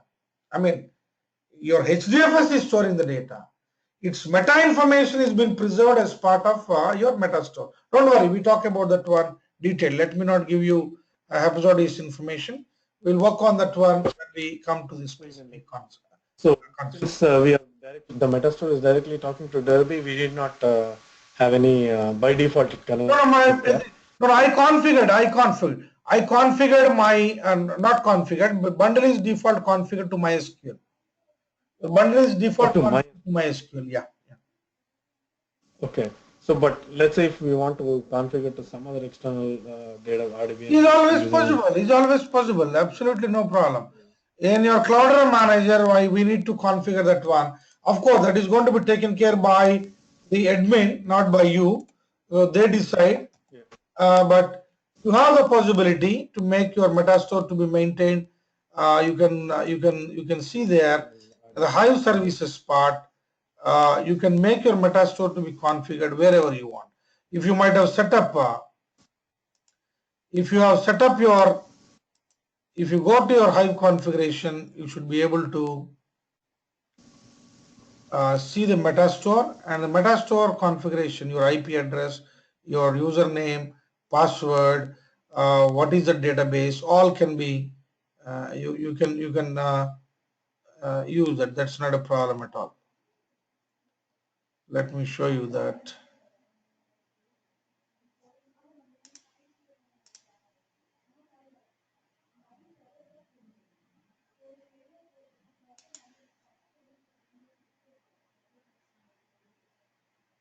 So you can see Hive metastore is actually been, yes.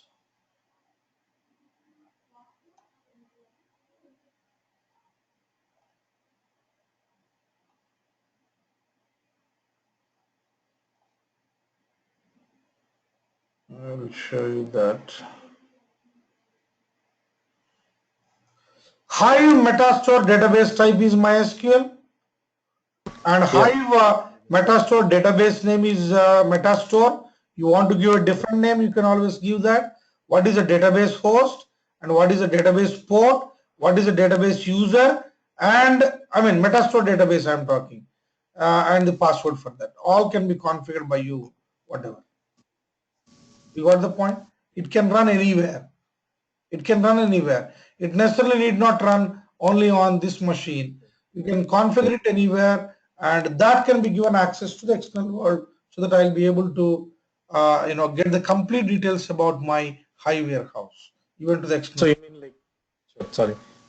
So you mean like these are the 4 data types I see here, like which As are of now, supported these are the only databases being supported by Cloudera.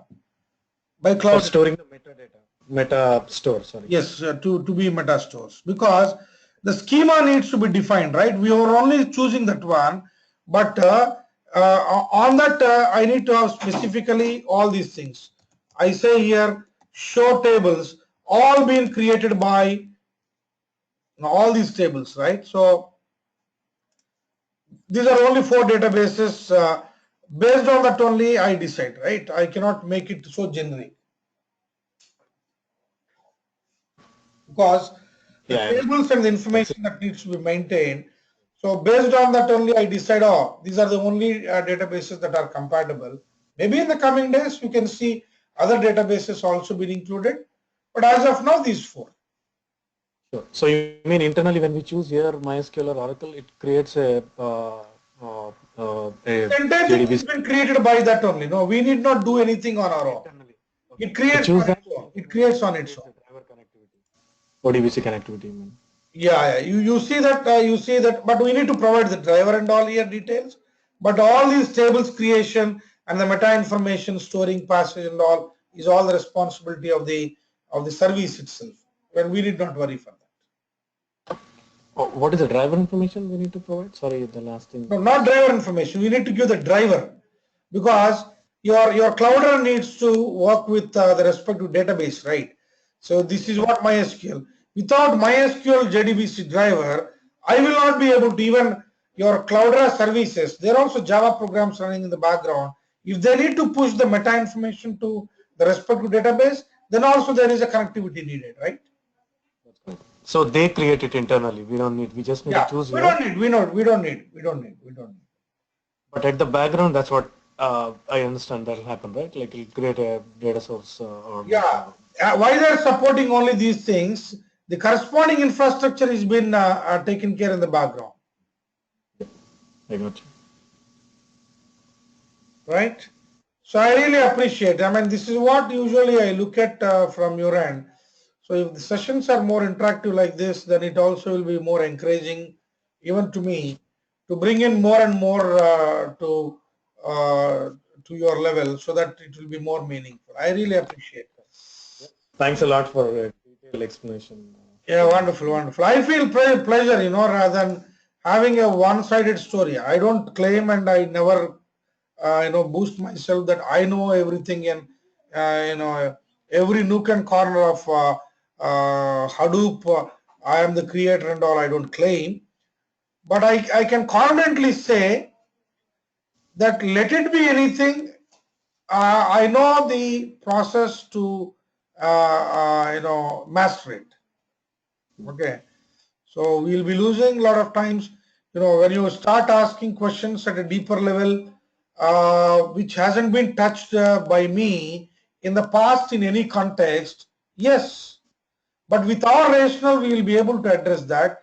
Even beyond that, if something is, I don't hesitate to say, I'm not aware of that, let me look in and come back to you, right?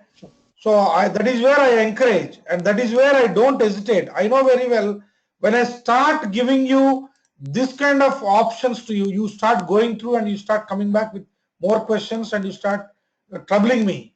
But I want to face it intentionally for the reason. Then only it makes sense for conducting these kind of programs. Otherwise, you yourself can do it. Maybe it takes more time, but you can do it even on your own, right? But I really appreciate, friends. I'm happy Yeah, that's how right. the how today's The session insight went. that you are giving us and It was more the insights interactive. you're giving Yeah, us is really informative. Yeah, sorry, Srinivas. I was saying like your practical insight in the real world as well as the internals, what's happening, that's one of the key things that is helping us. yeah. Because see, these things, I don't want my participants to learn out of their experience. If they learn, it takes a year or two or more than that, then it makes not much sense. That's the reason why I bring. That is the whole purpose of anyone coming to the training. So that is why I hesitate to run the PPTs basically. This is one of the fundamental principle I kept, almost 15 years back. No PPT. PPT is needed. I don't say that it is absurd. PPT is needed only at times when I need to give you some picturization where I'm not able to draw or do something. That's the reason why I practiced a lot. I think you understand writing this thing on the board is not that easy That's because true. I need to Yeah, I look at agree. the screen and write on the board, and so clean and comfortable writing, uh, and giving you concept writing too many things. That is where sometimes my marketing team, they say, Srinivas, I think you have multiple brains inside, that is why you are able to manage. I say no, you decide that you need to practice. Yes, it's definitely possible. One way I need to get the concept, other way I need to analyze whether you are following with me or not. The other way I need to represent it on the board and with a neat handwriting again. Otherwise it will not make much sense. Oh, but Exactly. I agree with you. yeah, That's right. that's where we need to be, right? Otherwise, there is no point you spending your valuable time. I don't care about the money what is being spent by my participant, because that is only a peanut. Once we step into the technology, that is very small, minute. But the time, I mean, 40 hours or 40 hours time with me, and at least another 4.5 hours for your practice and making preparation to attend the class, I respect that one. That is the reason why I take that much pain. Sure. Right? Really happy, Ram, at your very encouraging questions and all. Please, start working towards Hive. You have any questions further? Never hesitate. We'll see how best we can take it further. Okay. Yeah. Thanks a lot Great time for ahead, Ram. Wonderful. I'll catch up in the next session.